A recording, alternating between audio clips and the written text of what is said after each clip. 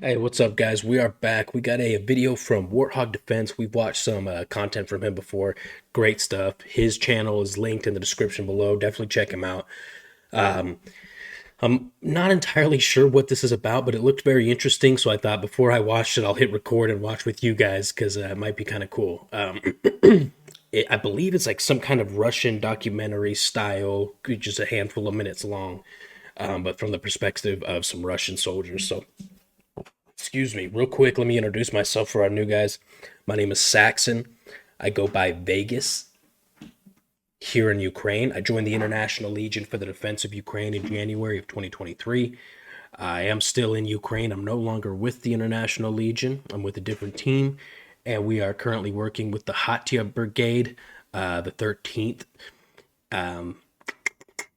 I am linking their information, their application, their website in the description of this video because I am currently recommending anybody who is on their way out here to Ukraine that wants to fight or join in some kind of capacity, join the fight in some kind of a capacity, to check out Hatya.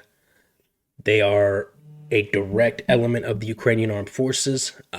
There is a lot of changes happening with the International Legion right now, and I would not feel right directing you in their sending you in their direction right now, based off of some of the stuff that I've been hearing and some of the guys who are still with them. So I am recommending Hatya. So with that said, I want to jump into this real quick. We've got like a handful of members to this channel, and I can't thank you guys enough, man. I mean, this is my primary. How do I say? This is how I make money here in Ukraine, right? As far as the military goes, contracts. A lot of people know there's not much. You don't come to Ukraine for the money. You don't serve in the Ukrainian military for the money necessarily, right? So this is what this is my primary job, and I just really appreciate the members supporting me, supporting what I'm doing out here in Ukraine. Can't say it enough. Thank you guys. I love you. Let's see what this is about, man. Російські воїни так от у нас ходять на фронт.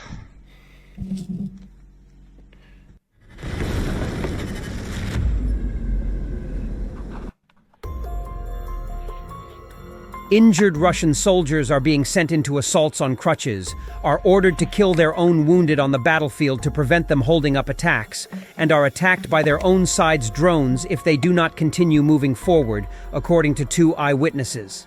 2 Russian soldiers trapped in a basement in the Donetsk region town of Toretsk, which Russia is currently assaulting, have sent a video account of their experiences. They say they have been sent on a one-way mission and now want to get to an evacuation point and survive. They made me write an explanation convenient for them and then sent me to a pit. I was there for 7 days in the damp, in complete darkness. I was wounded. I asked those who were guarding me to provide me with medical assistance. I demanded that they bring an investigator to me and tell me what I was accused of. They either responded indifferently to all this or just laughed. One fine day, I could not stand it.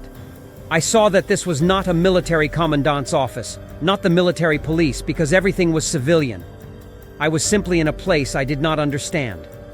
Who this was, what this was, I did not know. Knowing the reputation of the command staff of my battalion, I had a feeling that I was simply brought to some criminal elements, and I ran away, not feeling any criminal responsibility. Guivik was able to return home and lived there for 5 months, before he was eventually caught and charged with desertion.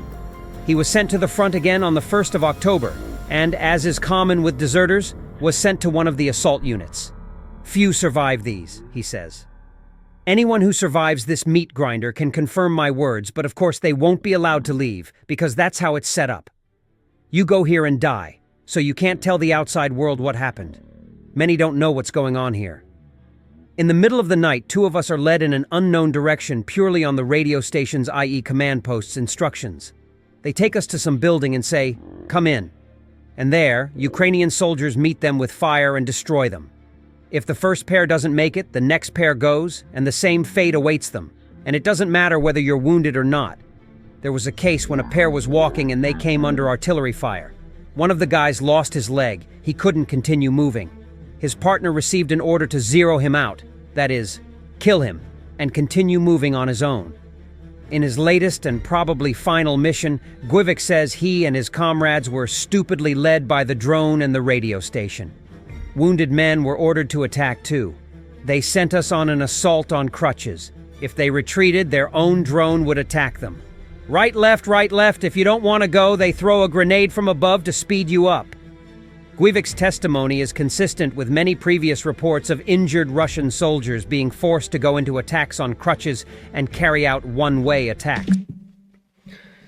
Holy shit, that started off hot, huh? A couple things I wanted to say. Nothing that what they're talking about right now is surprising, right? We've been hearing of this unnatural, inhumane, just barbaric leadership approach from the Russians since the beginning of this conflict. There's a reason they got the nickname orcs. It's because they typically they attack the front lines in hordes on some kind of drugs, drunk, fearless, and they just get mowed down like a bunch of fucking orcs. But also, now you've got, this has been going on long enough that people are starting to realize a lot of these missions are suicide missions. They're starting to get wise to this. They're starting to stand up for themselves. And in classic Russian fashion, they are getting screwed over for it, right? This guy was held in a basement for 7 days. Somehow made his way all the way back home and then taken back out to a suicide squad. The fact that they're dropping munitions on their soldiers to hurry them up, basically to speed them up to the front to go die, is absolutely absurd. And it genuinely makes me sad for guys like this, right? And fuck, man, it's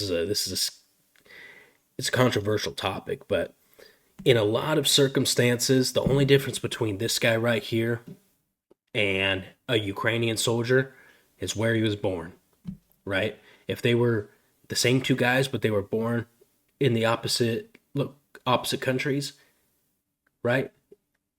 I'm sure, I guess my point is these guys were just born in their country and they wanted to fight for their country, right? Clearly, they misunderstood what was happening when they got out there, and they got screwed over when they try to stand up for themselves, which we hear a lot. Also, something that can't be misinterpreted is interpreted. What the fuck is that? Something that shouldn't be misunderstood is the amount of propaganda in Russia, right? Remember when this full-scale invasion first happened, they were calling it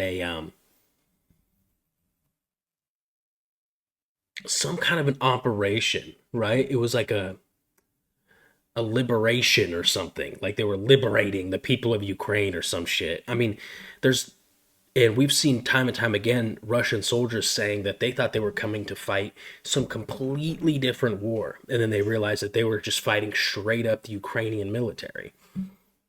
So, there's very, very little sympathy for Russian soldiers. And when you get out on the front, there's zero sympathy.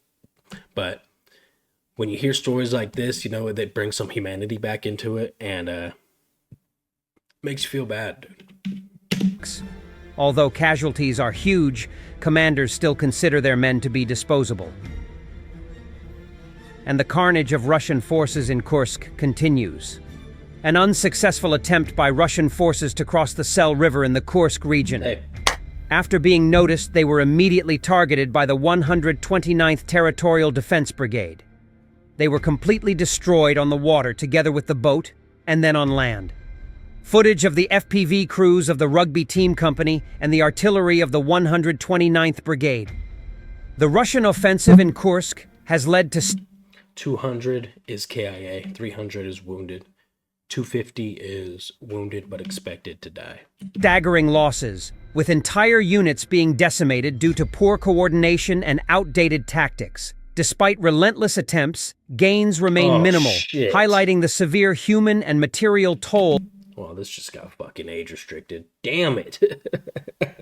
Like, comment, subscribe for me, please. On Russian forces.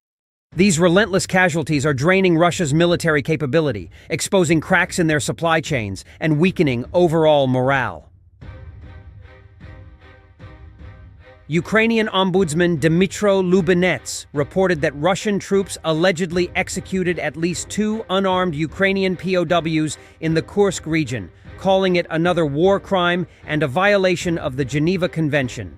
He has reached out to the UN and Red Cross, urging the international community to take immediate action. How many more lives must be lost before the world acts? Russia must be held accountable for every crime, Lubinets added. Hey, man, I mean, this is... I understand where he's coming from because this is so frustrating, but there has been thousands, tens, I'm willing to say tens of thousands of war crimes on the Russian side. And, you know, there's no doubt that there's been war crimes on the Ukrainian side as well, right? You're going to have war crimes on both sides of any conflict, but it's pretty well known and at this point well documented and well investigated that the Russians do not follow the Geneva Convention. They do not follow the rules of war. They do not give a shit about prisoners of war. Typically, if it's a relatively higher tier Russian element of some kind who are actually professional, I've seen them take prisoners. We know that they've taken prisoners. I know people who have been in Russian captivity for 6 months plus. So we know what happens. They do some really, really bad things to them when they're in captivity. Things that no human should do to another human, frankly. So, I mean, fuck. It's really frustrating. But this kind of shit right here, I think it falls on deaf ears, man. You don't really understand it until you see it, right? Sometimes when people see like some kind of unedited footage, like that one dude that was standing in the hole and he asked for a cigarette, right? And the Russians asked him, "Do you have any last words?" And he said, "Slava Ukraine."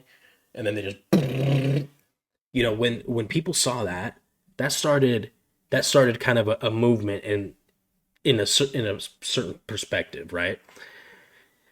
So really dramatic thing. It takes some drama like that to really get people moving, but I 110% agree with what he says when he said, how long and what will it take until the world reacts or till the world responds?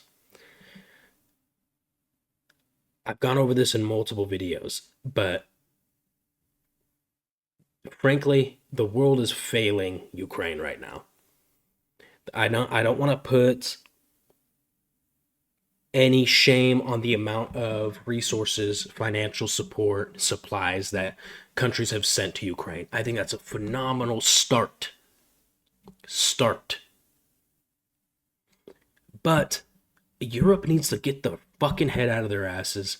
Different European, frankly, the EU in general, in my opinion, right? And I might get some flack for this in the comments, but the EU needs to get their heads out of their asses and put boots on the ground.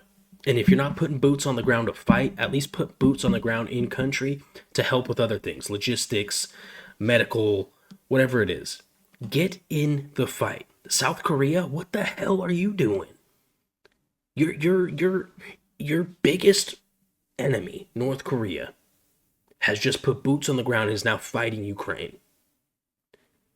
This is finally the green light for South Korea to jump in this shit and put some smackdown on the North Koreans. South Korea just got the green light to say where nobody would at this point would even question South Korea, right? They'd be like, oh, hell no. The North Korea's in on the Russian side, we're going in on the Ukrainian side. Nobody would question that shit. What are they doing? Oh, we're going to send you some mortars. We're going to send you some artillery rounds. I could go on and on about this shit, but it's really frustrating to me to see the lack of support, frankly. I mean, throw $1 gajillion, bajillion, shamillion dollars at the situation. It's not enough. There are more practical and more applicable ways to help Ukraine in this conflict, because this isn't a Ukrainian problem. Right now, maybe it seems like a Ukrainian problem, but this is 100% a global problem. And if Russia continues to push into Ukraine, God forbid they take the country, this is a global problem. The world looks extremely weak. I'm sorry. The free world looks extremely weak when you have tyrannical governments full-scale invade sovereign free nations with zero consequence. And I'm not talking about these what the fuck are they called? Like the sanctions that they're putting on Russia. That hasn't helped anything. 0%. Between what I call the axis of evil, what they call the axis of evil, Russia, Iran, China, North Korea, they have their own economy cooking. They're able to support themselves internally, if you will, within this little evil group, right? So you can sanction the shit out of them, which we have, and it's not going to do a damn thing. The Central Bank of Russia does not rule out raising the key rate in December at the final meeting of the Board of Directors in order to bring inflation back to the 4% target, Central Bank Deputy Chairman Alexei Zabatkin said. He hinted that even that might not help. The credit policies of the Bank of Russia are driven by high inflation levels and the need to bring it back to our target of around 4% by 2025 or at the latest by 2026. The Board of Directors of the Bank of Russia allows for the possibility that an additional increase in the key rate may be necessary, but these decisions will be based on the actual state of the economy, inflation expectations, and the credit activity preferred by Russia. The central bank will see by mid-December, ahead of the next meeting scheduled for December 20th. TV isn't working, radio is off. How do we know anything? In Russian Saratov's Gagarin airport, temporary restrictions have been imposed on the arrival and departure of planes. Local residents are posting videos of an air raid siren sounding throughout the city. Drones are likely attempting to reach Engels, the long-range bomber aviation base. Previous Ukrainian strikes on the Russian Engels air base have underscored Ukraine's ability to reach... And the fact that Biden just now is allowing the U.S. missiles to be fired long range from the Ukrainians into Russia, great. I think that's very cool. That should have been done 2.5 years ago. Also, it's not, in my opinion, again, I'm not inside Biden's head, but I do not think it's out of the goodness of his heart and out of the will to see Ukraine win this war. I think it was a political move and a final fuck you to Donald Trump before he comes into office. I do not think it was for the right reasons, frankly. But hey, we'll take what we can get, and great. I mean, it's a step in the right direction, just really late. Deep into Russian territory. The base, which houses strategic bombers used in missile attacks on Ukraine, has been targeted multiple times, showcasing vulnerabilities in Russia's air defenses. These strikes not only disrupted operations, but also sent a strong message about Ukraine's long-range capabilities, putting pressure on Russia's military logistics and command. The attacks have emphasized that no area, even critical military hubs far from the front lines, is entirely safe. Attention, France. Russian propagandist Soloviev is cursing at President Macron and wants to burn Paris to the ground. French citizens, leave Paris immediately. The city will burn in a righteous fire. They would not stop at Ukraine. That much has always been clear.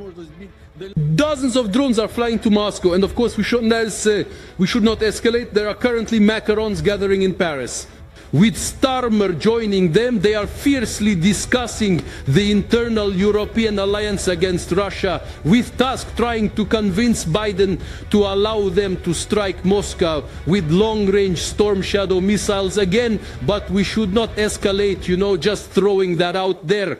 But Macron was not pleased with how the Olympics opening went. Macron wants Paris to burn, or so it seems. Macron is dead. Paris will burn in flames. Metal bolts. We, the French, are no worse than you, the Germans. We'll give the Houthis permission to strike once in a while. Houthis are already striking where they can, but they do not reach far. And these ones, dear Lord, Houthis, they are talented guys. They can hit wherever you want. Citizens of France, evacuate Paris immediately. The city will burn in righteous fire. Dozens of Is kilometers. the city doomed after the Notre Dame Cathedral burned down? Thanks. Okay, that guy was just fucking talking out of his ass. But there was a couple things that he did mention that just proved the points that I'm trying to make. Basically, the Western world looks weak. This guy's just openly talking shit about the Western world, talking shit about Macron, the president of France. He was even talking like the Houthis, who are a terrorist organization in the Middle East, currently fighting with Israel. He was talking about the Houthis like they were friends. This is that kind of propaganda I was talking about, right, earlier on in the video. And in Russia, they have 100% control over what you watch, right? So if this is all that's on your fucking TV, or one of every 3 stations is some bullshit like this, probably convince me to go fight too. I mean, shit, that's crazy. Anyways, I rambled enough probably, and I'm sorry for bending your ear about that, but it's frustrating to me, and it's just, I hate to see people die and lives lost because of stupid politicians, and all they care about is keeping their seat in their government and money. Frankly, I wish there was a more human aspect. I wish there was a way to appeal to their human brain and realize, hey, grow a pair of nuts and stand up for what you believe in, even if that means you don't get elected next term or next cycle. Most of these guys have been in the same fucking government seat for the last 40 years. Give someone else a shot. These people are going to die of old age in those chairs. All right, I'm going off again. I'm sorry. I love you guys. Please like, share, subscribe. Consider becoming a member if you are able to. I don't want anybody spending their last few bucks to become a member of my fucking channel. But if you are able to, you want to support me, what I'm doing out here, it is much appreciated. I love you guys. And I'll send you some patches, some different breed patches that I have made. I love you guys. See you in the next video.